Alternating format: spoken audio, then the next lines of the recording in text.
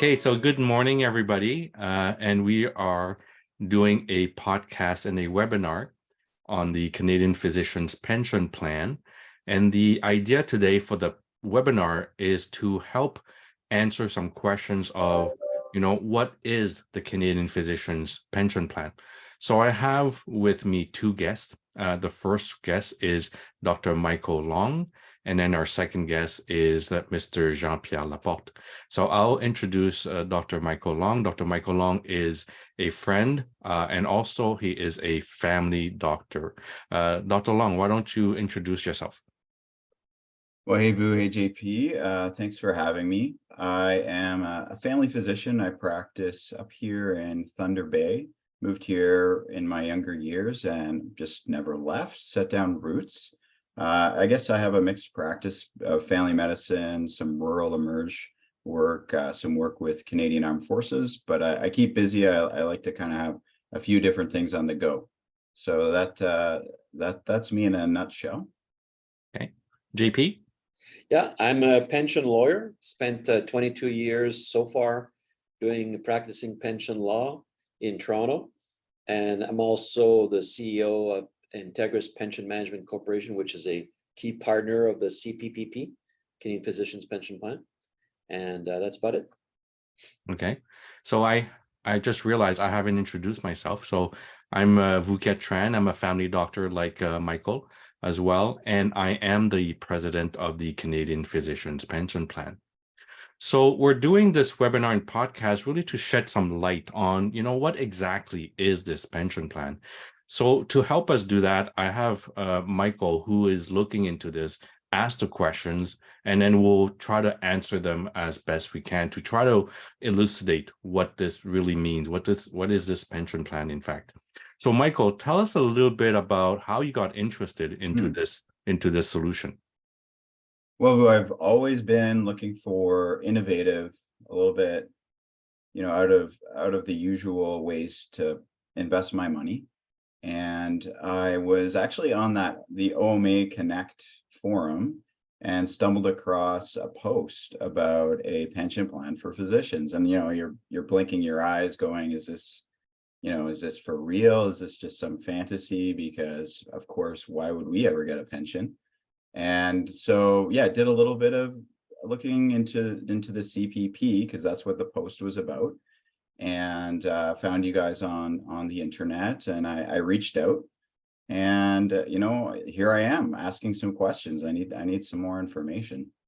Okay, very good. So we're here to answer any questions you have, and that's why we have JP here, the brains, to help us answer some of these. So why don't you ask your first few questions? Yeah.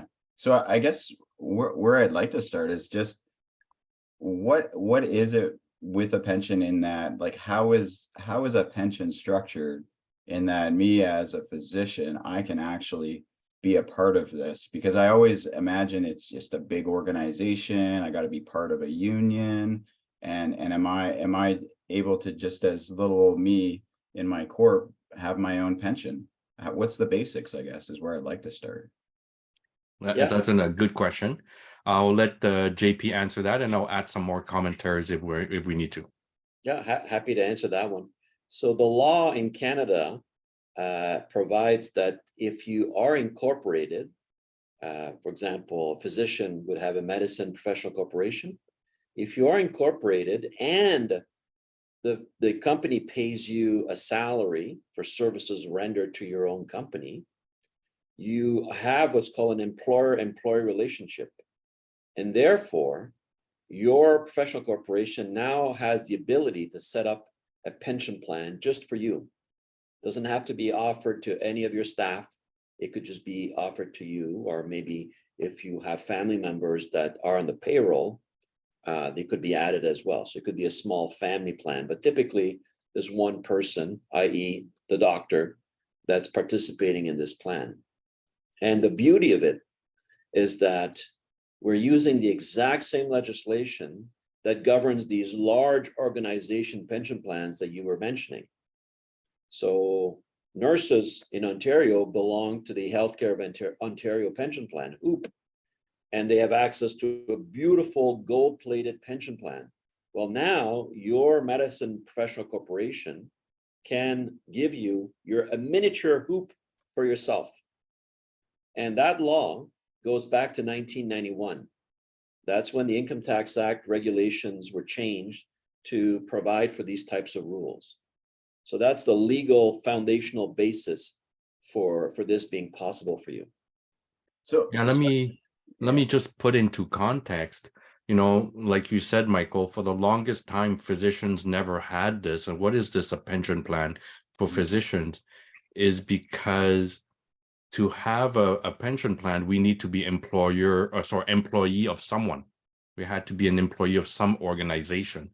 And for most of us across Canada, we work as contractors with the ministry. So in our case, we work for the Ministry of Health in Ontario. For people in BC, it would be BC and Quebec, etc. But we're not employees, and so we're self-contractors. So that made it impossible for the ministry or the provinces to provide a pension plan for physicians. And to be honest, I don't see why they would want to do that for us. And so for the longest time, we've never been able to have one until now, as JP mentioned, since we've been able to incorporate, our corporation is the employer and we are the employee. Now we have this employer-employee relationship, and that's how we can create a pension plan. So the pension plan that we're talking about is sort of like a mini hoop, right? But you will see, as we discussed, that structurally speaking, it is better than hoop. A few of our colleagues have hoop. For example, I know that a group of pathologists, for example, they're not paid by OHIP, they're paid by the hospital. And so the employer is the hospital, the physician is the employee. And in that circumstance, they have access to hoop. Every other physicians don't. And so this pension plan is really designed for us who are what I call self-employed. So with the pension plan and the retirement income that I would get from it, is there any kind of, like, do I, as then the employer and the employee, have any input into how it's all calculated? So like, what would my retirement income be, how that works, like how much I have to put in monthly or annually, however that works? Like, is there flexibility in this, or is it that there's a bunch of rules and we have to follow all these CRA rules, and it's based on a formula that is then taking its information from financial statements and things? So it's actually a mixture of the two. There are a bunch of rules, and these rules set out the maximum that you can contribute to the plan.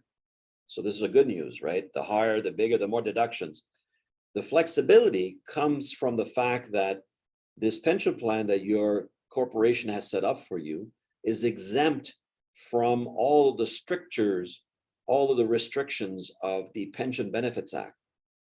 Because in Ontario, for example, and it's similar across the country, each province has its version of a Pension Benefits Act that sets out how much the company has to contribute. These are the funding requirements to any pension plans that is set up for an employee. So that's why General Motors and all of these large companies were forced to make contributions to their pension plans, whether the company was doing well or not. These funding rules do not apply to you because you are what we call a connected person. You own the share, or at least you own at least 10% or more of the shares of your own professional corporation. So by law, you are classified as a connected person. If you qualify as a connected person, the provincial rules don't apply to your pension plan. So if you wanted to, you could set up a pension plan and never fund it. Now, that wouldn't make any sense, but technically, in terms of flexibility, you could ignore the pension plan if you didn't want to put a penny in it.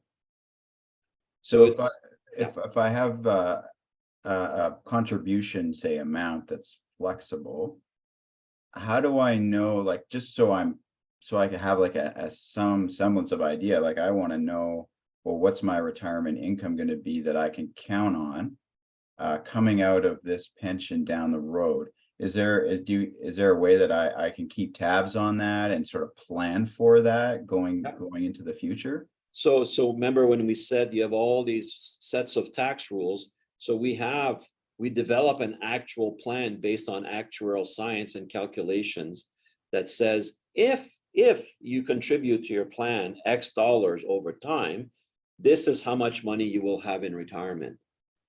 So if you follow the plan, this is how much money you will have to bank on, that you can count on when you're doing your financial planning. And if I decided to move money into a different direction and have less in the pension, would then there be an adjustment that would take Yeah, place? we could adjust that. That's just a projection on a go forward basis. And you can terminate the plan at any point. So there's the flexibility is all over the place. It's extremely flexible. So you're not getting caught into a machinery that's going to, destroy your arm as you put your finger in. This is not how this works. It's extremely flexible, but what it does is it also gives you the ability to put significantly, I'm talking 3 to 4 times more money to work in a sheltered environment than an RRSP. So that's a huge difference, because if you can put more money to work sooner, you don't have to work as hard to retire on the same amount as someone who's only putting a little bit because they're capped by limits, by lower limits. Could you maybe, I don't know, either you or Vu just tell me a little bit more about the difference then with the RRSP and the pension? I mean, we've been, I hear about from my account, we got to make your RRSP for retirement, and then other, friends of mine that are business owners tell me it's not the way to go, and so I wonder if this might be a better option for me instead of the RRSP. Like, what do you guys think for that? Well, I don't know if you want to go first, but Yeah, I can answer that. So I realized that we didn't answer your first question, which is how do we even calculate this? How do I even know what I'm allowed when I retire? So let me answer that, and then I'm going to answer this one. So as JP mentioned, this is based on actuarial calculation. So I'll take myself as an example. I'm a family doctor. Let's assume I make, I don't know, hypothetically 200,000. So I make 200,000, my T4, I'll call it 200,000. And then we give these numbers to an actuarial company who does the mathematics using pension formula. And then they'll say, well, Vu, when you retired age 65, based on your income of 200,000, based on the next 35 years of practice, based on your age, based on what we think the average return in the market will be, your retirement income will be 100,000 every year at age 65. I'm just throwing numbers there just so we conceptualize what that means. Okay. So you're allowed to take 100,000 every year starting age 65. And by the way, this number assumes that it will be there for you until you die, whenever that age is. It could be 90, it could be 95, it could be 105.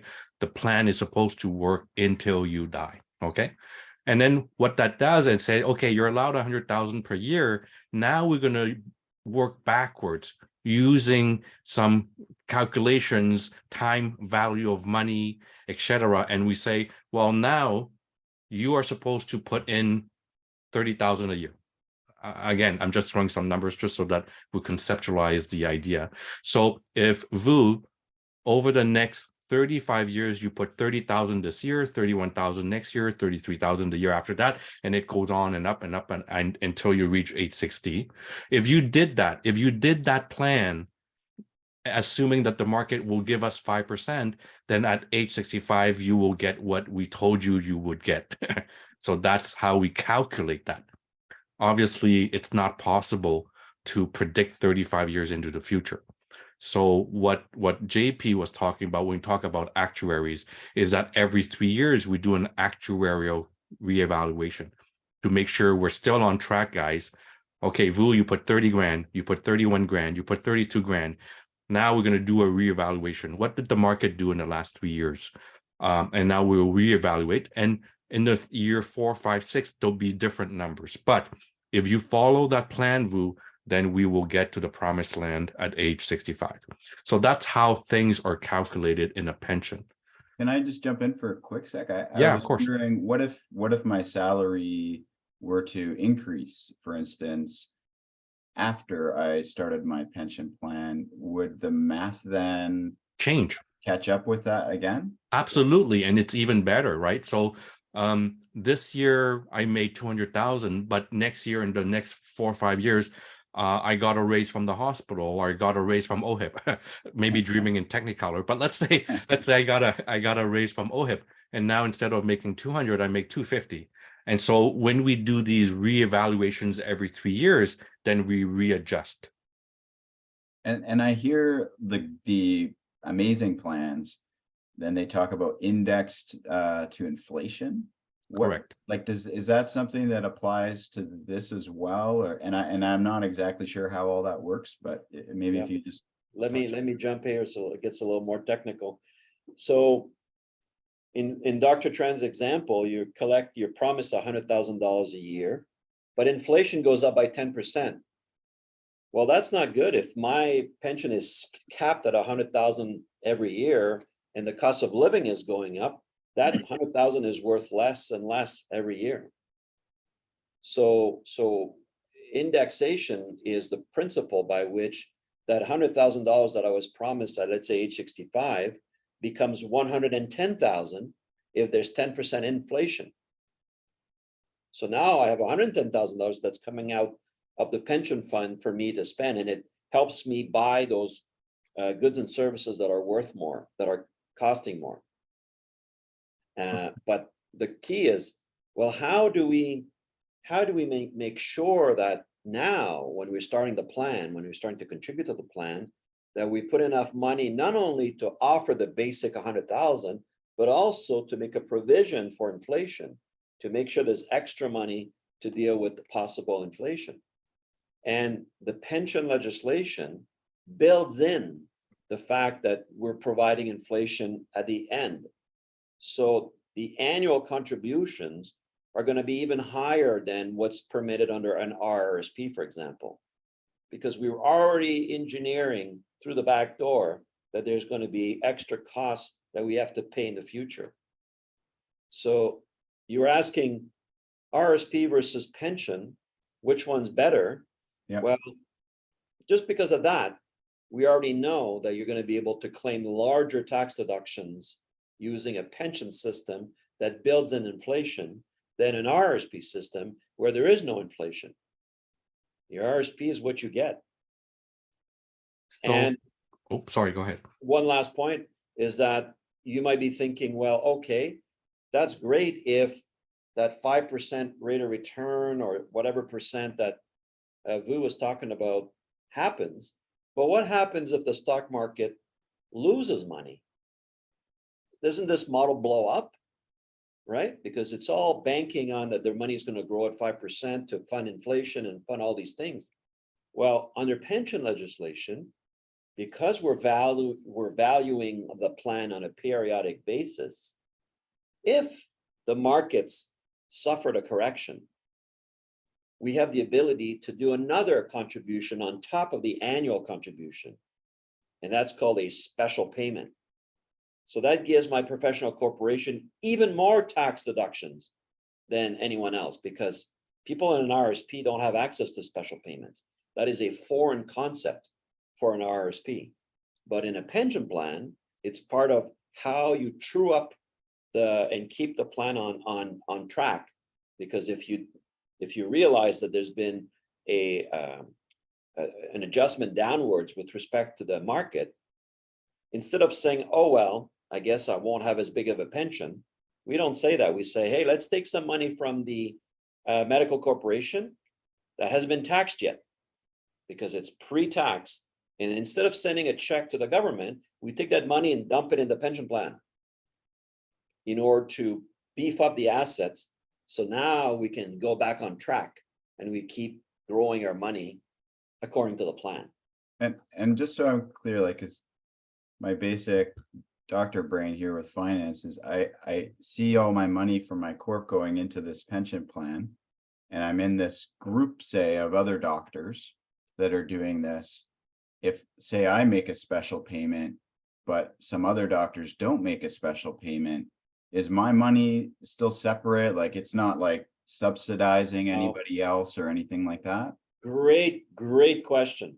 So your corporation sponsors your pension plan, and that's it. That's where the liability, that's where the responsibility ends. You're not cross-subsidizing. You're not making other doctors richer, and they're not making you richer in that sense. It's your pension, your funding rules. And the reason, and we didn't explain this at first, but the CPPP, the Canadian Physicians Pension Plan, is a federation of individual personal pension plans or individual pension plans, doesn't matter. So if you've set up a personal pension plan and Dr. Trent has one and other doctors have one, you all have your own entitlements. But for economies of scale purposes, to give you even more power, think of it as a buying collective, we put them in a federation.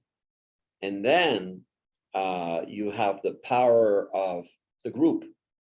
So you get the best of both worlds. You get your own legal individuality with no cross-subsidization of other people's problems, but you get the group power all in under one solution.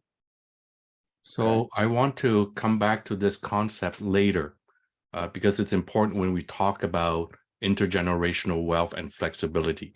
So I don't want to go into that right now, but I want to remember this concept of, you know, Michael, you have your own pension plan.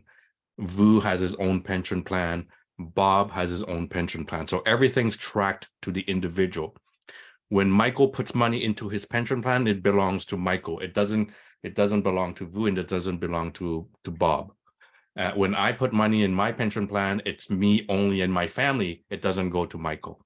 So, but when we pull our money together, then we join as a collective. So we'll talk about the structure and how powerful that is in a minute. But I want to come back to your question. How is this different from an RRSP? Because that's a fundamental question about how is this different in an RSP and a pension plan. The RSP is what we call, sort of in a way, a defined contribution plan. And so what is defined is my contribution. So this year I'm allowed to put 30,000, for example. So what is defined is a 30,000. So I put this year 30,000. Next year I put 31,000. And the year after that I put 32,000. So what is defined is the money that I put in. Unfortunately, I put it in and I save it and I invest it in the market and it goes up and down, up and down, up and down. When I retire at age 65, I actually don't know how much I'm going to get, because it's not the benefit that's defined, it's my contribution. So when I do that with an RSP, there is a lot of uncertainty because I don't know what I'm getting at the end. And the RSP is on a personal level. Vuket Tran does not. It's not Vuket Tran MPC doing that. And so there are some differences in why that is. So when Vuket Tran does that, Vuket Tran has to take money from the MPC into his own hands, get taxed once, and then get the benefit later. Whereas the pension is using pre-tax money in the corp that has never been tarnished by tax ever. And then we put that money aside for Vuket Tran. So that's two differences. The pension is a defined benefit program. What is defined is the benefit. I know that when I'm at 65, I will get 100,000 a year. That is defined. Now we work backwards. We work the math backwards and say, well, Vu, you're going to contribute 30,000. I'm going to use this exact same 30,000 as a, apples to apples comparison. But the idea is, in a pension, the definition is in the benefit, whereas in the RSP, the definition is in the contribution, but the uncertainty in the future is really up in the air for an RSP. For the RSP, the law is 18% of last year's salary. So I made 200,000, it's 18% of that, so it's 36,000. But it's not 36,000 because it's capped at 30. Okay. Whereas the benefit, the defined benefit says, well, I have to give Vu 100,000 at age 65. So now I work the math backwards and I say, well, actually, VU is now 35, so I only have 30 years to contribute. It's actually not 30,000, it's actually 33,000. So VU this year in 2023, Vu Quet Tran MPC can put 33,000 into the pension plan. Whereas if it's VU personally, it's capped at 30. Okay. And so that's why when JP said, over the long term, over the span of years, the pension plan actually allows one person, Vu Quet Tran, to benefit from a pension that is about 3 to 4 times bigger than what an RSP can allow. And so that's the difference between RSP and pension.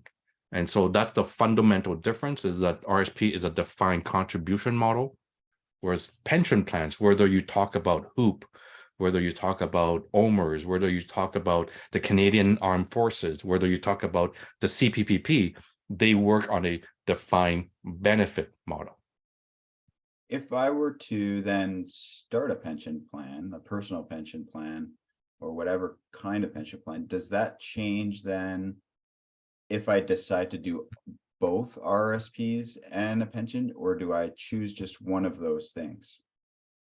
JP. So once you've belonged to a pension plan, and there are different variants of pension plans, but all of them have this in common, is that once it's in place and you're making contributions or you're accruing value in it, you have to report to the government what's called a pension adjustment, a PA.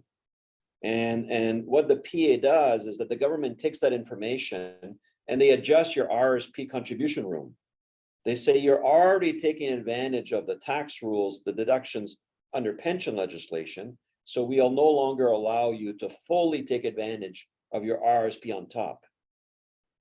Okay. So I have a little bit of RSP. There's a tiny little bit of RSP room that still survives after these pension adjustments are generated, but big picture is very little. Okay. Because you're taking advantage of pension legislation, which is significantly more generous than the RSP in the first place. So I'm only hearing good things so far compared to RSP, which makes me wonder, why in the world am I only hearing about this in 2023? I've been incorporated, since 2013. And it's just sort of, geez, where's this been? I wonder what's can you tell me what's the story with that? So Vu? Yeah, it's a great question, Michael. So I've been asking this question ever since I was a staff in 2000. I became staff when I was fairly young, and I look at my nurse colleague who has a great pension with HOOP, and I'm like, what about me? What happened to the doctor? How come nobody has ever done this for us? And I started looking, I started searching, and I came across initially a pension plan called an IPP. Yeah. And that has been in existence since 1991. Is that correct, Yep, JP? 1991. 1991. And so I looked at that and say, oh my God, finally, there's a pension plan for doctors. But unfortunately, that program actuarially and mathematically only makes sense after the age of 38. And I was 26 at the time. And so my accountant and my advisor says, can't do it, Vu, doesn't make sense. Okay. So what I'm doing RSPs, I invest in mutual funds. And at that time, nobody talked to me about MERs. So I invest in mutual funds, lost a great amount of money. And then eventually, I came across the personal pension plan, which what JP does and helps people set up. And at that point, I'm like, wow, this is a much better solution. It's actually it's an actual pension plan for individuals, incorporated professionals. So I joined the pension plan. And as I joined the pension plan, I said to JP, why am I the only one doing this, by the way? Is this not available for all doctors in Canada? JP says, of course it is. I'm like, same question. Why have I never heard about this before?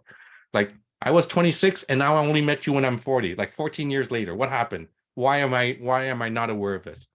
And that's when I realized there's a gap of knowledge in the market, a real Well, gap of knowledge in the market. it's not just that. We went to the Canadian Medical Association and said, all your doctors that are members of your association should have a personal pension plan. And they said, well, we sold MD Financial to a bank. And so we're not allowed to set up anything. So go talk to them. So let me come back to the idea of the PPP. So I did my PPP, which is my personal pension plan. And I said to JP, we need to offer this on a massive scale to all doctors in Canada. And so that's when we put our two minds together. We melted our brains. I don't know, you still see some scar here. So we melted our brains together and we came up with a structure. And this is why I say it's important, because the structure is the PPP and then federated. And you'll understand later why the structure is so important. And so once we've done that, we put some marketing power behind it. We put some education and we put some sales behind it to say it's now available. And in fact, it's not true. It was available a long time ago. It's just that it was never discussed in the market. But now we've put it into market and say, physicians, you need to be aware. But there was also another reason, and this is a legal reason that I will let JP elaborate. Yeah, so until, at least in Ontario, until December the 8th, 2020, so this is not that long ago, if you signed up for a personal pension plan or even an individual pension plan as a doctor through your medical corporation, you had to follow the Pension Benefits Act, which is the provincial pension legislation that talks about how much you have to contribute, what happens to your contributions, and so forth. One of those rules is that you could not have multiple employers under one structure.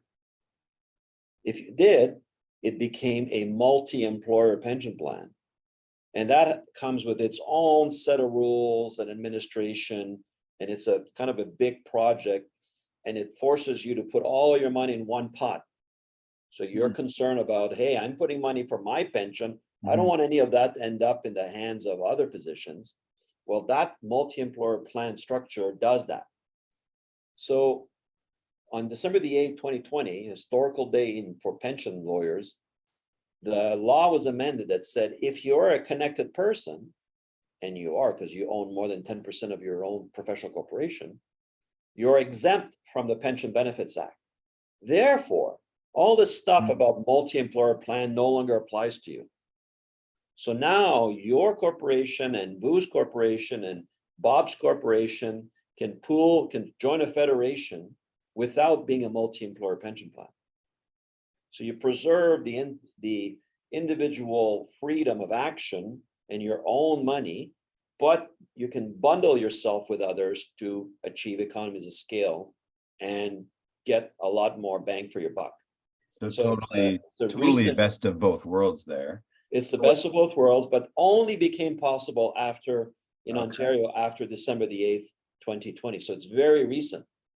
So you're forgiven if it's only been that long. So you mentioned the multi-employer.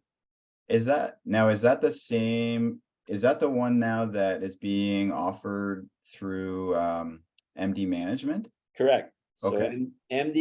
So when the Canadian Medical Association sold the shares of MD Financial, MD Management to Scotiabank, Scotia Wealth, for I think like something at $1.8 billion, they started thinking, well, we should offer something for doctors. So they came up with a new plan called a Medicus plan, Medicus pension plan. And the Medicus plan, based on their publicly available documentation, is a multi-employer pension plan. So it has one single pool for all the monies of all the doctors and all the professional corporations that participate. So my money is mixing with everyone else's money? Correct. Okay. Correct. Which has all kinds of consequences if you were to pass away unexpectedly, there are certain things that would happen to your money. It could stay in the pool so that other doctors enjoy your money instead of your family. So Hmm. that's one possibility. And we'll get to that later, but it's a different animal from a pension law perspective than the federation of individual PPPs that is the CPPP. Is it more expensive, Which one? the multi-employer? Expenses in terms of administrative fees? Yeah, No, I would think that it's probably quite competitive because it's one big pool. okay, The issue with it is that it's funded on what we call, going back to Vu's earlier comments, is funded on a defined contribution basis. oh, So you can only put this much money, whereas in the CPPP, you can put this much money. right, So even if the cost is lower here, we win the race because Right. you have so much more capital working for you, generating interest on interest over time, that the administrative fee is irrelevant, virtually irrelevant to the conversation. So yeah. in some way, it is a bit more expensive than the Canadian Physicians Pension Plan. And here's how I explain it. So we cannot get away from fees. Nothing in life is free. So to administer any plan, whether our plan or then MEPP plan, there are fees. Yeah. What happens is if you put your money in a pool, someone has to manage that pool. Someone has to track it. Someone has to report to CRA. So there's a CEO, there's a CFO, there's clerks, there are advisors, etc. And that's how pension plans operate, like the teacher's pension plan or OMERS. There are people administering that plan. And there are fees that are taken away from the pool to pay all these individuals. Unfortunately, you don't get to know what those fees are. Only at the financial report at the end, it says, well, this year it costs you 3 million to administer this plan. Okay. But it doesn't say out of that 3 million, 50 cents belong to Vu and $1 belongs to Michael. So Vu, you can deduct 50 cents and Michael, you can deduct $1. They don't say that, but it does eat up the money in the pool. In the case of the CPPP, remember, it's a federation of individual plans. So Michael, you know exactly what your corporation pays in fees. You know exactly, I know exactly how much I pay in fees because I can know exactly and I can track it. And it's a pension plan sponsored by my corporation. It's an actual expense for my corporation. So therefore, I can actually deduct it from my income. So okay, in essence, for my corporation, this pension plan is free because I can actually deduct it from my income. Whereas if you join the multi-employer pension plan, they don't track how much you pay and how much I pay. So I can't even deduct it. So those are true fees. Coming back to the structure of the MEPP and the Medicus one. So it's a specified multi-employer pension plan, and it's modeled after a defined contribution model. So therefore, you're stuck at that level for everyone. So whether you're a family doctor, whether you're a cardiologist, whether you're an ophthalmologist, or whether you're an internist, we don't make the same amount of money, but we all contribute the same amount. And the age too. If you're a 64-year-old physician and you know you're going to retire next year and you know you need a lot more money because that's your last year that you can contribute, if you're capped at the much lower defined contribution limit, you're not funding your pension properly. Whereas with a defined benefit plan, it approximates what you need to contribute. So it gives you the opportunity to contribute more and therefore to claim a larger tax deduction and pay fewer taxes along the way.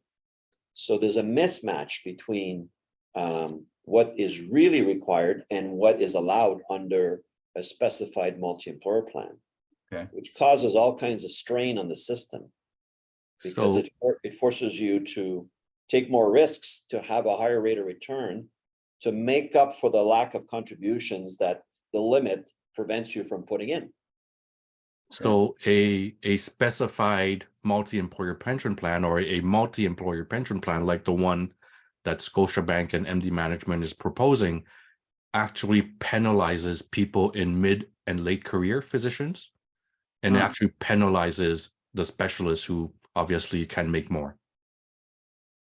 Okay. Now, in your brochure, you also mentioned, when I went through it, there's a reference to past contributions. It doesn't really get into it too much, so I was wondering, is that something that's only available in your plan, or is that something that other plans do? And like, what does that even mean, and how does that make me more money? So let me take a first crack, JP, and then I'll let you use the legalese and legal technical terms about it. So imagine the past service as equivalent to RRSP room. Okay, similar analogy. Okay. So I've been working since the age of 18, but I didn't contribute. I didn't contribute in RSP. I didn't do it for 10 years. Okay, and I left RSP room on the table. So the government allows me to, backtrack all the RSP contributions that I've never made. Yeah. And so the purchase of past service is exactly the same in concept. Now, this purchase of past service is available to IPPs, so individual pension plan. Okay. It's available to PPPs, personal pension plan. And it's definitely available in the Canadian Physicians Pension Plan because we are essentially IPPs or PPPs that we federated. Okay. Now, is that available in MEPP? And is that available in specified multi-employer pension plan? That's the legal question that JP can help us with. Yeah, so technically speaking, you could purchase past service under a multi-employer pension plan that offers defined benefits.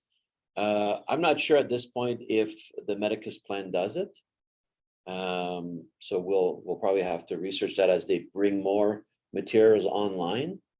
A quick review of their website doesn't seem to answer that question, but it could, technically they could. So And the how next does it- question but is how does why? it- Yeah, and how does it make, I want to make more money, so I only put more Right. money in if I'm better off, right? How does that work? Right. So the question is why? Why would I want to do it? Right. So imagine that I'm allowed this year in 2023, I'm allowed to put 30,000. That's the number we started with as an example. So I'm in 2023, I'm going to put 30,000. And if I next year I put 31, then it's a total of 61 the next year, and so on and so on. But what if the government says, hey, Vu, by the way, the 10 years that you didn't ever do it, I'm going to give you a chance to do it. And what if that number was 200,000? I'm like, sure, why not? So this year in 2023, I can put 200,000 plus 30,000. So now in 2023, I can put 230,000. Now, again, this is just a number. It's just to understand the concept, but everybody's different, right? I incorporated 10 years ago, I have more. I incorporated 2 years ago, I have less. I incorporated in 1990, I have much, much more. So depending on when you incorporated and how much money you left on the table, you're allowed to recoup all that. Now, what does it mean? Well, first of all, instead of having 30,000 to invest and compound at 5%, I now have 230,000 to compound at 5%, right? That's the first idea. The second idea is, remember, this is sponsored by my MPC. So in 2023, I can have 30,000 deducted off my MPC's income, which is great. But what if I have 230,000 deducted off my corporate income? That's even more tax savings in 2023 alone. Right. So the more room that I have to purchase past service, the better it is because I have more money to be invested compounding. But my corporation in that year takes a massive tax write-off. And so this purchase of past service is an amazing tool moving forward, but it's also an amazing tax planning tool for now. Would it mean that if I bought the past service, or if I contribute it, would it mean that my retirement income would be more, or that my contributions going forward annually would be just less because I already have more in the plan? So if you didn't do it, so Yeah, let's just say I didn't do it. I only did the 30,000 and the 31 and so on, and I Yeah. didn't do it. What was expected 30 years from now would actually be not met, Okay. because in the calculation, I was assuming you were going to put the past service. Okay, If I put the past service with this year, then I'm more likely to meet my liability 30 years from now, and I'm more likely to give Vu 100,000 per year at age 65. and now if I had, say I had like 300,000, would I, is there like a window of time where I could contribute that, or do I have to have 300,000, in the bank that I have to give over right away? Yeah. So JP, you want to answer that? No, you have 15 years to amortize those liabilities and claim Okay. deductions. And remember, because you're exempt from the Pension Benefits Act, you don't have to put a penny. So if Okay. you do have the 300 and you do want to claim a Yeah. deduction, you can. If you want to chop it up into 15 equal installments and only deduct what you put in, you can. You want to do 2 payments of 150 over 2 years, you can. You want to do 2 payments, but you only get to do 1, and the second one you'll never do, that's fine as well, Okay, right? So it's super flexible. okay.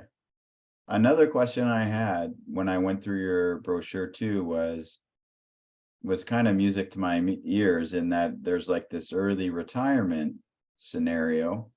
Like if I decided to trigger that and say, okay, 65, I can't do this anymore, I'm getting close to the ledge here. I need to go at 60 or even sooner. What happens then? What are the steps that I have to take, and is there good advantages available? Like what does that all mean? So I'll let JP talk about the legal aspect of it, and then I'm going to talk about the physician's point of view aspect to that. Okay. Okay, For the thermal funding? Yeah. Yeah. So thermal funding is a special rule that's unique to these types of pension plans. So you'll never find that in an RRSP. And what it does is that it allows your own corporation that you control to accelerate contributions through time instead of doing it progressively year after year. If you decide to turn on the pension before the normal retirement age, you're allowed to ask the pension plan to not only pay you what you're entitled to at that age, at that early age, but to increase the amount of pension payouts by adding what are called ancillary benefits, top up extra bells and whistle benefits. So there are 3 of them. One is a early retirement subsidy pension. Another one is a CPP bridge pension that bridges you, that gives you money until you turn on your CPP at age 65. And the third one is full indexation of those benefits to the full cost of living. okay, So let's say you didn't do this. Let's say you turned on your pension at age 60 instead of 65. Normally, you would suffer a reduction because that $100,000 that we've been talking about would be ground down to maybe $50,000 a year. So you Okay. have a permanent reduction in your standard of living because you decide to take the money sooner. But if we do the thermal funding, we can take your basic 50, add maybe another $20,000 of early retirement subsidies, add another $20,000 of CPP bridge pension, and make all that indexed to inflation. So really, you're starting at $90,000 at age 60. So you're pulling out all this extra money that the pension plan doesn't have. But to equalize the system, your medical corporation writes a check to the pension fund to give it the cash it needs to be able to be that generous. okay, And that's why your company gets to claim a massive corporate tax deduction.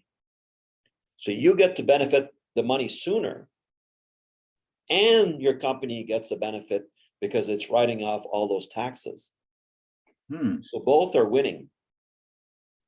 That's how terminal funding works okay. in Now, a nutshell. Now, the idea of terminal funding is that if I take my retirement at age 60 instead of 65, I have 5 years less to invest and compound. Okay. So the government and the law says, hold on, you could make up that gap if you wanted to. You don't have to, but if you wanted to, you could. So it's very flexible. So you make up that gap. When you make up that gap, well, who puts in the money? Your corporation. So therefore, your corporation gets a tax write-off. And it goes where? It goes to my pension plan. For me, Vuket Tran. Great. Okay. But what does it mean for me? What does it mean as a physician? So like you, I'm tired. I don't want to do this anymore. You know what? I found my next passion. I want to be a ballet dancer. I want to stop practicing medicine. Okay. And I'm going to turn on my pension because I know that being a ballet dancer, I'm not going to make as much money as a physician. So I'm going to turn on the pension so that I have a stable income.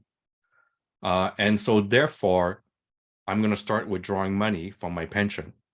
As I start drawing money from my pension, I don't have to worry about money coming in. I have money monthly coming in. And as I do that, and I'm doing my ballet, I realize, you know what? I miss medicine. I'm going to go back and do my Emerge Doc 1 shift a week. I'm not going to do what I used to do. That was crazy. I'm just going to go do 1 shift a week. So 4 shifts a month, 5, 6, whatever it is. Well, I'm drawing my pension and I'm still working. And as I'm working, I get OHIP money.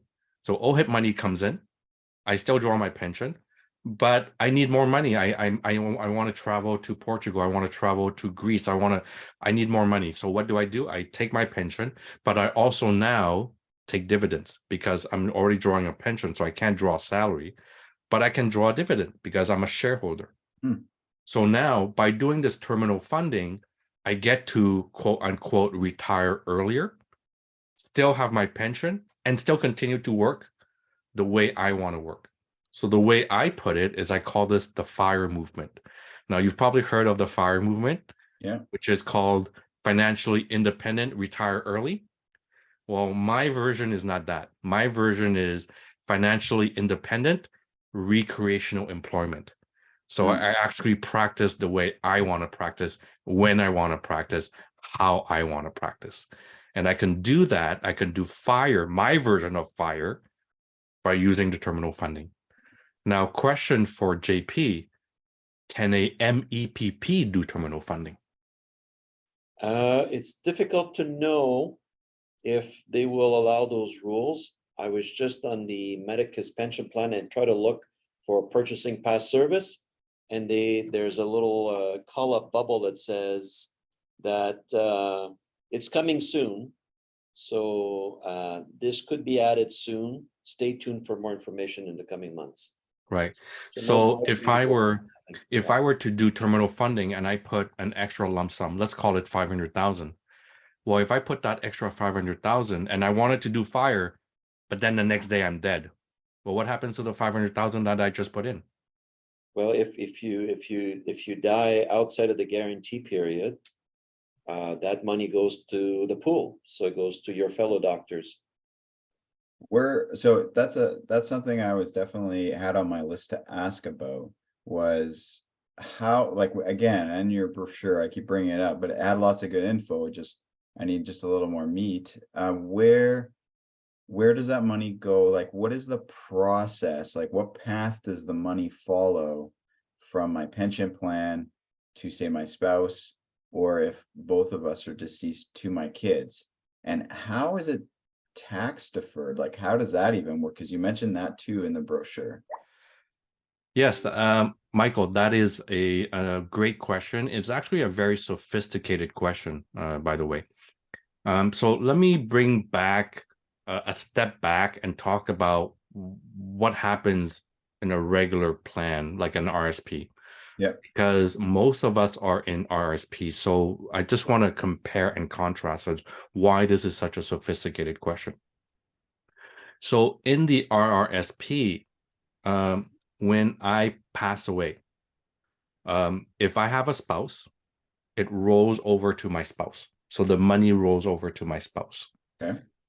But if I don't have a spouse, or my spouse died before me, or we're taking a vacation, we're driving down to Florida, we get hit by a Mack truck, proverbial Mack truck, and we both pass away together.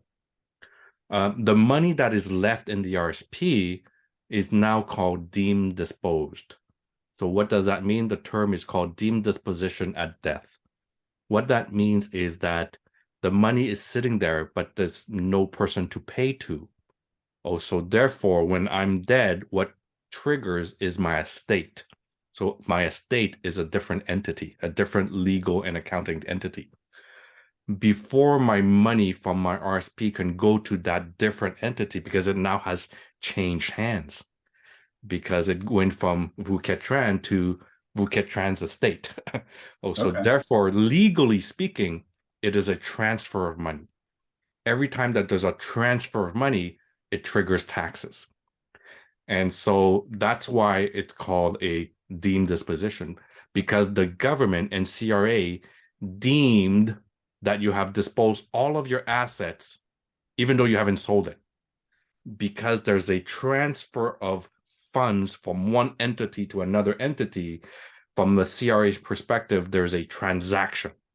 And because there's a transaction, now there's a sale, even though you didn't sell anything. So what that is if you stayed in the RSP, there is a deemed disposition. And in that deemed disposition, there are taxes to be paid. And whatever is remaining goes to your state and your children. So that is the current state, 98% of us, because 98% of us are in RSPs. So how does it work in a pension plan? The pension plan is sponsored by your corporation. So same scenario happens. Me and my wife were driving down the highway. We get hit by the proverbial Mack truck. We both pass away. There's no money to be rolled over. It doesn't roll over to my spouse. We're both dead. The money is now a pension surplus. The pension surplus goes back into my pension trust. Now, if I have set it up correctly, and again, it takes a bit of setup. You were asking, what are the legal steps? What are the papers, etc.? So there is a legal step and setup, but I'm just going to bypass that for now. I'm just going to assume that your children or my children are part of the pension plan because I set it up that way. I set it up that in my corporation, my children are taking a payroll from my corporation, and I've set up a pension plan inside my pension plan. So they are pensioners of my pension plan. The money, the extra money, the 2 million, remember the 2 million? Yeah. Becomes a pension surplus. One, it does not follow RSP rules. It follows pension rules. So therefore, it is a pension surplus. It is not an RSP surplus. Pension surplus are not taxed. So therefore, the entire 2 million goes into the pension plan as a pension surplus. And now who belongs in that pension plan? My children. So therefore, my children gets the entire 2 million without deemed disposition. And here's the reason why. Because the pension plan is sponsored by my MPC. It is not Vu-Quet Tran. So because it is sponsored by the MPC, and because it is sponsored by my MPC, not Vu-Quet Tran, the person who died is Vu-Quet Tran, not the MPC. So therefore, there is no deemed disposition. You notice the difference? Yeah. And as long as the MPC is an ongoing concern, that's how we say it in legal terms, an ongoing concern, which is the MPC. As long as the MPC is an ongoing concern, there is no deemed disposition, therefore no taxes, no transfer of money, no transaction happened. And so two things need to happen. One, the MPC after my death is no longer an MPC. It's just a small business corporation. Okay. And two, the other thing that needs to happen is that my children are part of this corporation, and they have taken a salary, and therefore, if they've taken a salary, they're eligible to be put into my pension. And as long as they're part of my pension, the pension surplus goes into the pool, which is accessible to them. And so for that reason, that's how money is transferred from my generation to my children's generation. Now, if they do that for their children, it transfers to their children. And if their children does the same thing, it goes on and on and on and on. And you can see that if they do that perpetually, then the pension plan is in perpetual, indefinitely from generations to generations, which cannot happen in an RSP. When you talk about taking a salary for the kids, is that something that you start at a certain age, and does it have to be every single year? Does it just have to be for a few years to qualify? I wonder how that part Okay, works. so I'll answer it several ways just so you get the concept. Okay. The concept is your children need to take a salary, a T4 from your corporation. Okay. To take a T4, they need to do some sort of task, some sort of work. And since 2017, I believe, there was a change where, you know what, before you could give dividends to your children from your corp, now you can't do that anymore. So you have to make them do something, or your corporation employs them. So as an example, if your corporation employs your children, or my children, my corporation employs my children to do a certain task, create my website, maintain my website. Another child could be, though she's doing the bookkeeping for my corporation before I give the entire shoebox to my accountant. My children is working on XYZ things and I give them a salary. Okay. Now, what is that salary? What amount? Obviously, it has to be CRA compliant. I have to pay my children in a way that is compliant with CRA rules, which means reasonable. Remember the reasonable test. So I need to give an amount that is reasonable for the amount of work that they do. And what is that amount? Typically for young teenagers is a minimum wage part-time job. Okay. As long as they do a minimum wage part-time job, which is the rate of the market. Like if my son, instead of working for Cineplex Odeon, or instead of working for Wonderland, or instead of working for McDonald's, being paid at $15 an hour, 10 hours a week, while I pay them the exact same $15 per hour at 8 hours a week doing XYZ, as long as it's market rate and it's reasonable and it's tested and it's CRA compliant, then that's what he gets. And as long as he gets that, he gets a T4 salary. And now I do the paperwork. There's paperwork. I need to add him to my pension. Yeah. So I do the paperwork to add him to my pension.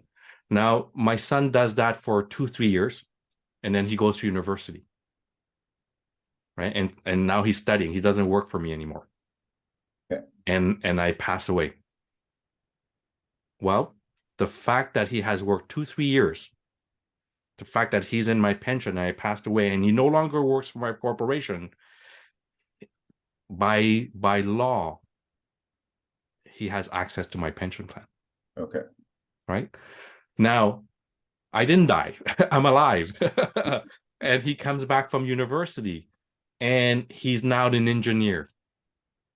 Okay. And you know what? I want to do my terminal funding. I'm retiring. I don't want to use my corporation as an NPC anymore.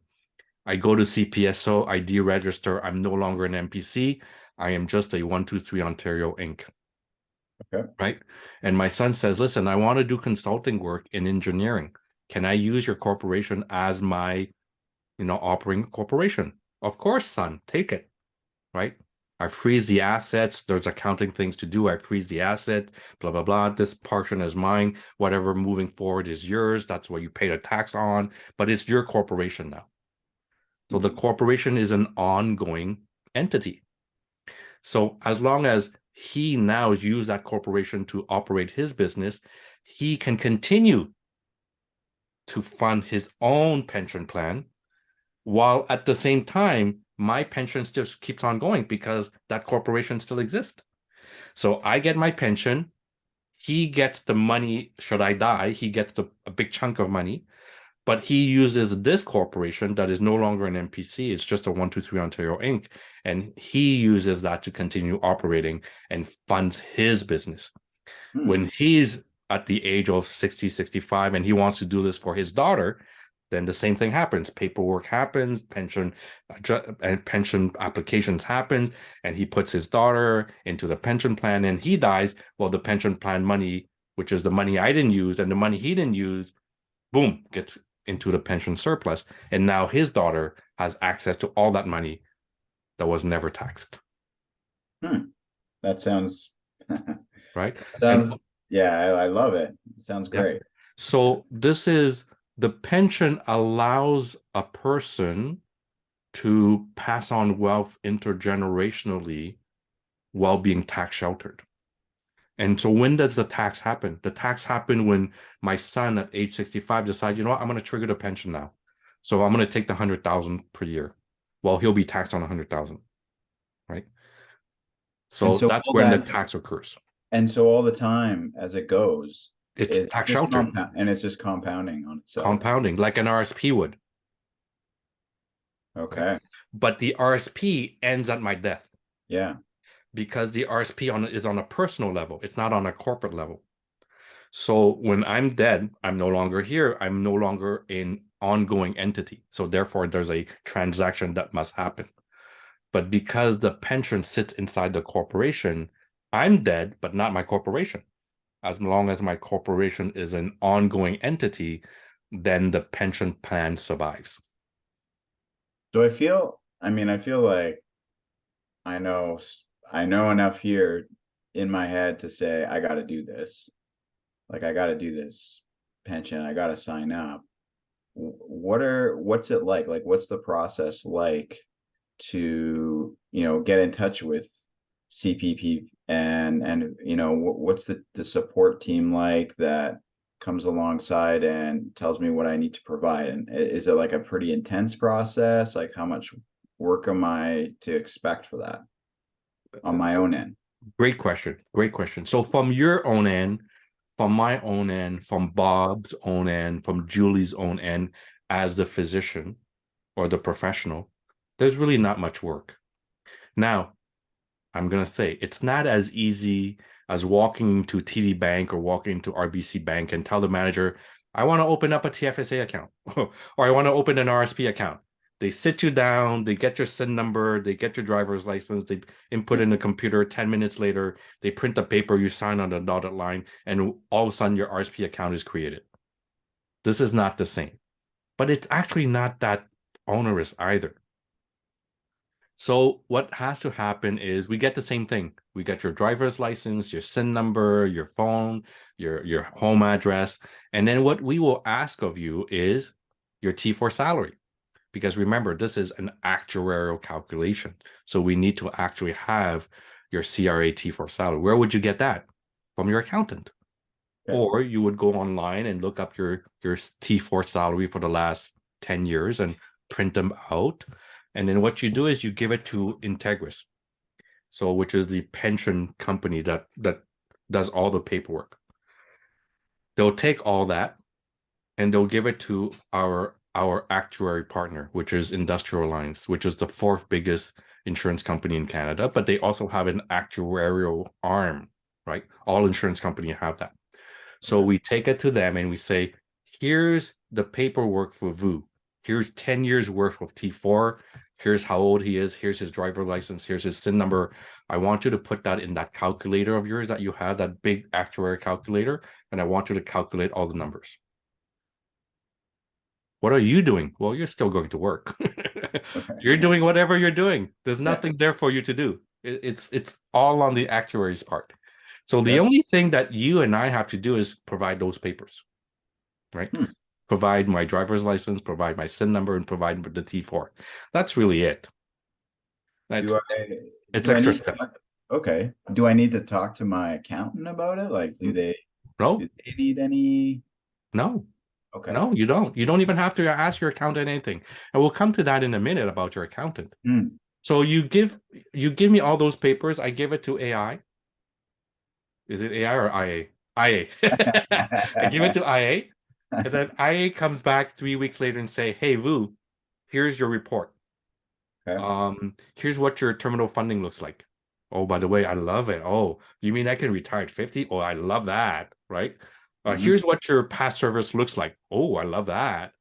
At age 65, when you trigger, here's what that would look like. Oh, great. How much do I contribute this year, next year, and the third year? Yeah. Because, as we said, you can't predict 30 years in advance. So Right. what they do is they try to predict every 3 years. So Okay. every 3 years, there's a reevaluation. So in the report, they'll say, in year 1, you contribute X. In year 2, you contribute Y. In year 3, you contribute Z. Okay. And then in year 4, we'll rejig everything again. Okay. Okay. This is like Apollo, the movie. Have you ever watched the Apollo, the movie? Yeah. Yeah. Yeah, I can Yeah. remember. So what I was told is that they launched the rocket, and now they're in space, and then you've got this lady at the headquarters trying to calculate how much energy to right. So they knew how to get to the moon, but they knew that once they're in space, they had to readjust, and in fact, they readjusted 13 times to get to the moon. Wow. Right. Okay. So they had to here and there to get them on the way to land on the moon. So this is the same. We know we need to get you to this, but depending on what the market does, depending Yeah. on it goes sideways, upwards, etc., we'll have to go every 3 years. We'll readjust. So there's possibilities that even my contributions, like the amount I pay each year, goes down if the market is. Oh, for sure. For sure. Okay. Yeah, for sure. But the difference is in an RSP, the market goes down. The only thing you can do is watch it go down. Yeah. You can't do anything about it, right? And cry. If you have enough tears left, right? But in the pension, you see it go down. You say, oh my God, it's gone down. Well, I got money in my corp. Let me just fill that hole. Yeah. And as I fill that hole, I meet the gap. But my corporation just took the tax write-off too. Right. Right. So in the pension, you can actually do something about. In the RSP, you cannot. So what I was saying is, so every 3 years, you get these readjustments. And as you get these readjustments, you'll know over time how you're going to get there. That's how you're going to get there. So, and we started essentially the work by the physician is providing the driver's license, the SIN number, the date of birth, your address, and T4s. Okay. That's it. And then you wait. And it's a bit of a wait. And while you're waiting, you're doing your doctor stuff, right? Yeah. But the effort is really not that big. Okay. And why do you wait? You wait because we submit all these papers to CRA, Actual Canada Revenue Agency, along with the Industrial Alliance report. Okay. Some girl sitting at CRA says, yeah, this looks good, stamp. Once you get that stamp, once you get the letter, then you start investing. So unlike the RSP, you go into the bank, you sign on the dotted line, 10 minutes later, you can invest. In the pension plan, yeah, you have to do one more step, which is provide the T4. And then 4 to 6 months later, when you get that stamp from CRA, then you can invest. But during that 4 to 6 months, there's really nothing for you to do. You just sit and wait. And so from an effort standpoint, people say, oh, it's so complicated. I have to do so many things. No, in fact, a lot of the time is just a waiting game because we need to get the legitimate rubber stamp by CRA. But in terms of what you, me, and Bob have to put in, not more than just getting us the T4s. Okay.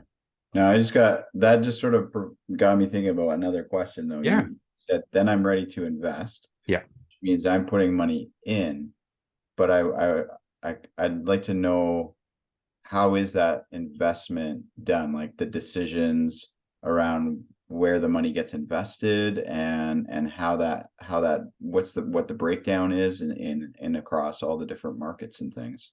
Okay, so this is a good question, and it gets to be a little bit complicated now, but follow the bouncing ball a little bit. Okay.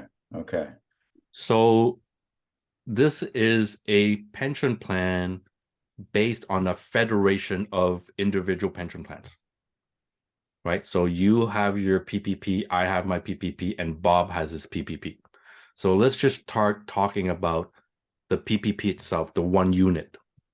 So Okay. my pension plan and your pension plan, the one unit.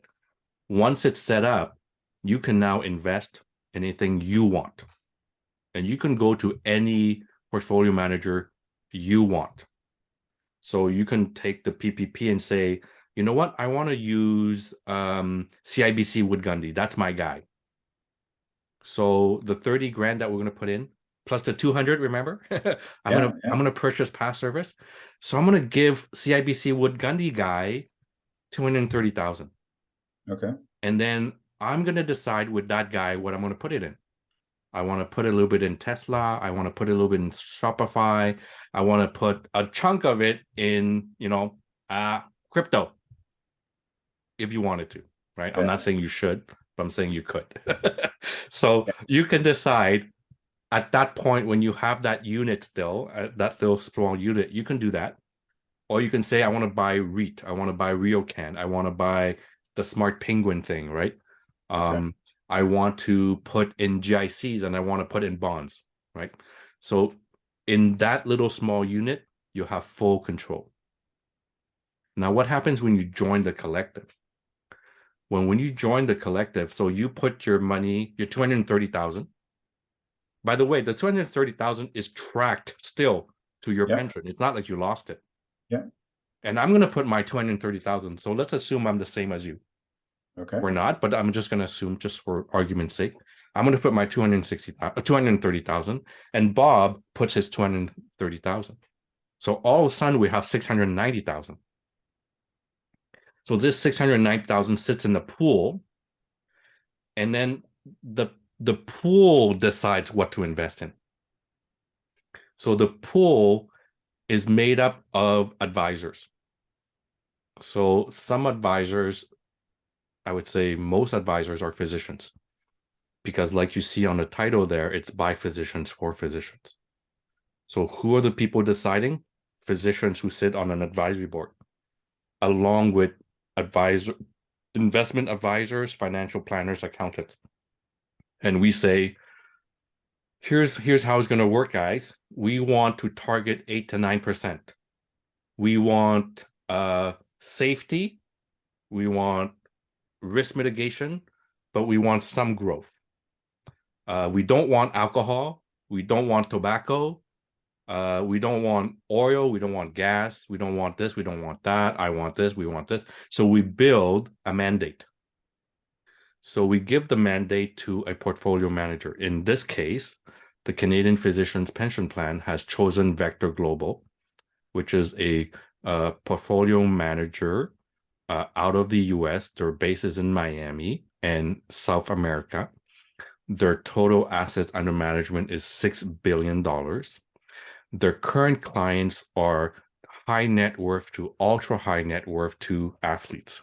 And athletes are considered ultra high net worth. So that's their current client. They also have what we call institutional clients. So they also manage money for small businesses that are in the 20 to 50 million type of assets. And we have engaged them to manage our pool. Okay. So I'm just going to give the example of us three, me, you, and Bob. We put in 690,000, and we told them, here's our mandate, right? Target 8%, do risk management, no oil, no alcohol, no tobacco. We give them this and say, Vector Global, build us a portfolio that meets this mandate. So they're going to go and do that. Now, me as Vuket Tran can say, no, Vector Global, I want you to now invest in Facebook. They'll say, no, I'm taking orders from the group.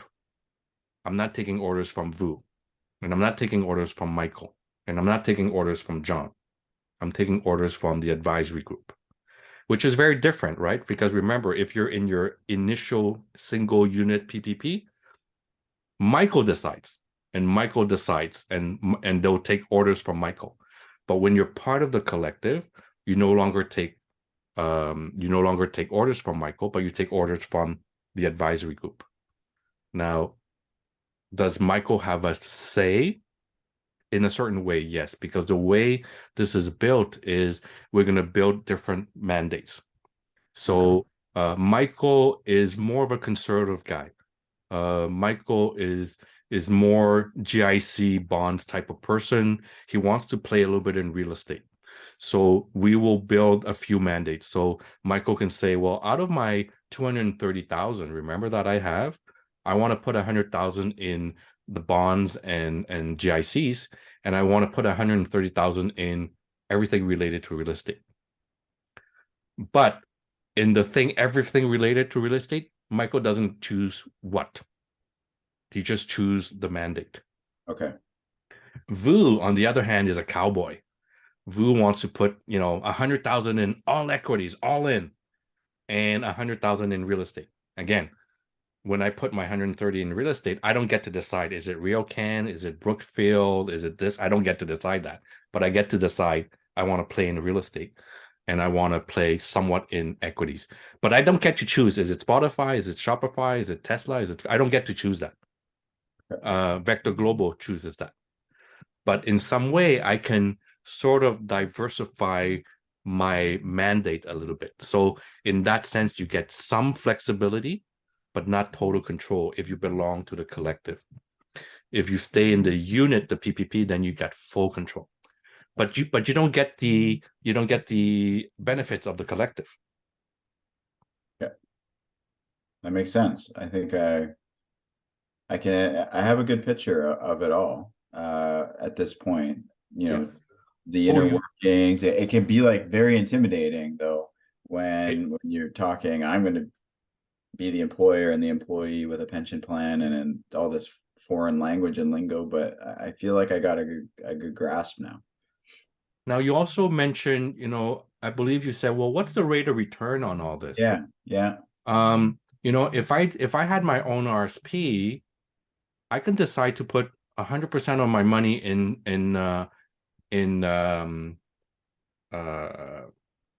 blockchain and 100% of my money in crypto, and I would hit 1,000%, right? I could if I wanted to.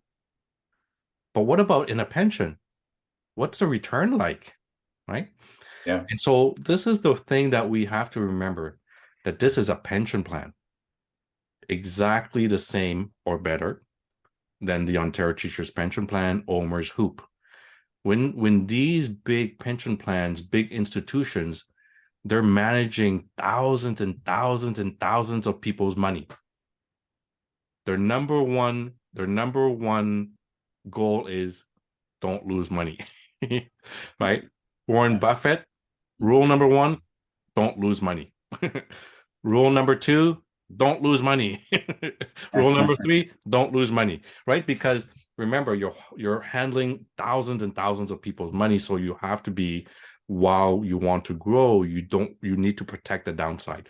So most pensions are targeting somewhere between 8 and 9%. Okay.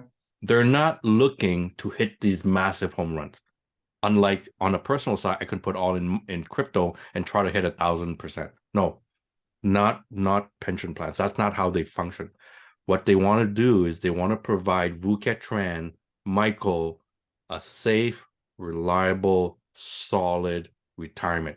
That is the goal. So to meet that goal, all the pensions know that they need to hit about 8 to 9%. Okay. Now, this is the goal of a MEPP, of a multi-employer pension plan. Your goal and my goal is more than that. Not only am I trying to hit the 8 to 9%, the year that I contribute, I get a massive tax write-off. Right? Because remember, this is a private pension plan. This is not a public pension plan. So not only I'm trying to target the 8 to 9%, I'm trying to get massive tax write-off. And so my taxes in Ontario for small business is 12.2%. So this year, I already got my 12.2% return. Yeah. Right. Yeah. If I make more than 500,000 and my taxes are 26.6, the moment I contribute, I just made 26%. Yeah, that's true. Right. Yeah. So yes, we are targeting the 8 to 9, But the year that I put my money, my corporation just got a tax write-off. I just made 26% on my 30,000 that year alone, Yeah, I like that mindset. I like how right? you.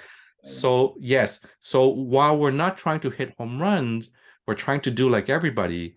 The advantage we have is that we have a 12% or 26% the year that we contributed because we get a tax write-off.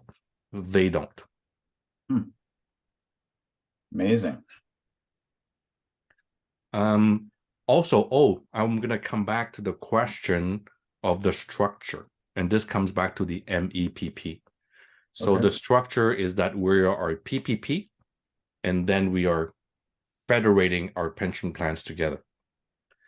So there's flexibility in the sense that you can belong to the collective, take advantage of the economies of scale, Yep. but you preserve your individuality, which is important for physicians because we're all professionals. You put 10 doctors in a room, you'll get 12 opinions, right? Because we don't think alike. We like our professionalism. We like our autonomy. That's what we value. And so when I built this with JP, I said, JP, we need to build it like the physicians want it, which means you get the benefit of the group, but you get to preserve your individuality. What that means is 30 years from now, 40 years from now, 10 years from now, a year from now, whenever you say, Vu, I want to leave this group because I'm moving to Portugal and I want to practice in Portugal. Fine. You're going to leave the collective. When you leave the collective, you leave the collective. You haven't left your pension plan because you leave with your PPP intact, legally speaking. And from the CRA's perspective, you are a PPP. You haven't left your PPP. Okay. So you are still much, much better than an RSP. And you are significantly better than an MEPP. The only thing you left is the collective. But your pension plan remains a pension plan. So the structure we created is the most flexible in the market. You do not find this anywhere else. You come in as a pension plan, you come in into collective, take advantage of the collective, but you want to leave, you leave the advantage of the collective, but you still remain an intact pension plan and you preserve your individuality, which is not the same in an MEPP. So Medicus, you join the pool. Yeah. If you leave the pool, you left the pension plan. And all of a sudden you're back in RSPs. Okay. Yeah, that's a game changer for sure. Yeah. So that's the difference. And the same applies for the teacher's pension plan. The same applies to OMERS. The same applies to HOOP. The same applies to the Canadian Armed Forces pension plan. You join the pension plan, you leave that plan, you're no longer in a pension plan. All of a sudden you're back to RSPs or you're back to LIRA. I almost get the feeling we're better off this way in a strange way. We have a better opportunity than all the other pensions. Am I overstating that or? No, this is historic. This is historic because one, for the entire history of our profession as physicians, we've never had a pension plan. So now we do have one. But two, is historic because there is no pension plan in a market like this right now. This is the only one where you can share in the benefits of the collective, Yep. but you preserve your individuality. Yeah. Every single pension plan out there, you share in the benefits of the collective, but once you leave the plan, you no longer have a pension. So structurally speaking, legally speaking, accounting speaking, there is no such comparator in the market right now. What do you feel like the durability of this is going forward with the way the CRA has kind of behaved in the past, the things they had done with our kitty dividends and that. Is there any chance they could ruin this for us? Yeah, so I'm going to answer this in several ways. Okay. first I'm going to attack the question of why did they remove the dividend for the kiddies? Okay. Yeah. That particular removal of that law is actually logical.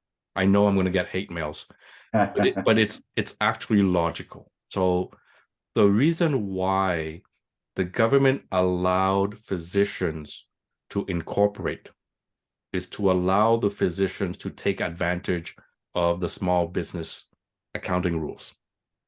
And for physicians to operate the practice like a small business to generate active income, and hopefully with that to employ other people so that everybody benefits. That's what the intention of the small business was for physicians. Yeah. What has happened over time is that astute accountants say, hey, there's a little loophole here that we can use, right? Why don't you put your kiddies and give your kiddies dividends? And when enough people did that, the government said, hold on, wait a minute, you're using a loophole. That wasn't the intent. The intent was for physicians to use the corporation to make active income, not for you to use as a piggy bank. So they closed that loophole. And it was actually quite logical. Okay. So forget the hate mails aside. So that's why they did that. Now, the next question is, what we are doing, is it a loophole? No, it's not a loophole. It's actually written in the Income Tax Act from 1917. So this Income Tax Act has existed since 1917. Believe it or not, the RSP 1957. So the Income Tax Act that governs pension laws, which we belong to, not RSP laws, pension laws, is over 100 years old. And we belong and we sit in the same book as Ontario Teachers Pension Plan, OMERS, HOOP, Canadian Army, GM, Ford, Netflix, whatever. All these companies who do pension play by the playbook of the Income Tax Act inside the pension section. Okay. So if the government wanted to change that section, it would piss off a lot of people. Okay. So Okay. they're not going to do it lightly. Okay. And the third reason is they're most likely not going to do it. And I say most likely because never say never. You've seen that movie, right? Never say never. Yeah. So the reason most likely is because they want people to save, right? The government's biggest fear is that they have to take care of you when you're old, right? So they don't want that. They want people to save. So they want people to save in RSPs. They want people to save in TFSAs. They want people to save in pensions because they love pensions. They love the fact that there's a bunch of pensions out there, like the teachers, like OMERS, like HOOP, that have these great amount of money going to contribute to the retirement of thousands and thousands and thousands of people. Because if those pension plans don't exist, you imagine how many people will be on the streets. And the government have to take care of that. And so the government definitely do not want to take care of your retirement. So if they would favor anything, they would favor pensions. Okay. And reason number 4, which is something we haven't really thought about because you and I don't play at that level, is that government loves pension because they love to borrow money to build the bridges and the hospitals and whatnot. Where do they find the money? They'll find it at the banks, but they'll find it at pension funds, right? Okay. So if they need money to build another hospital, they'll go to CIBC, they'll go to RBC, but I guarantee you they'll go to the teacher's pension plan and say, hey, I need a chunk of money. Here's an interest. Would you want it? The Ontario Teachers Pension Plan, of course, why not? You're the government of Canada. If I can't trust you, who am I going to trust, right? Right. So they'll lend their money and make their 8%. Huh. So government loves pensions for 2 reasons, because they take care of people, and 2, it's a way for them to borrow money. And so the likelihood that governments will touch pensions is unlikely. Will we be in the same boat as those, removal of the dividends from kiddies? No, because that was something different. That was people trying to abuse a loophole. This is not. This is actually written in the Income Tax Act. Okay. That makes me feel a little more comfortable for sure. So I think this is it. Do you have any more questions that I think I think I mean probably eventually, but for now I feel really comfortable with what we've talked about today to, to be confident enough that it's a good decision, for my corp, for my family, for my grandkids, I guess, that, a pension in this specific setup, the personal pension plan, I really feel that's definitely got the edge over what's out there right now. yeah, So thank you for entertaining all these crazy questions of mine. Thanks so much.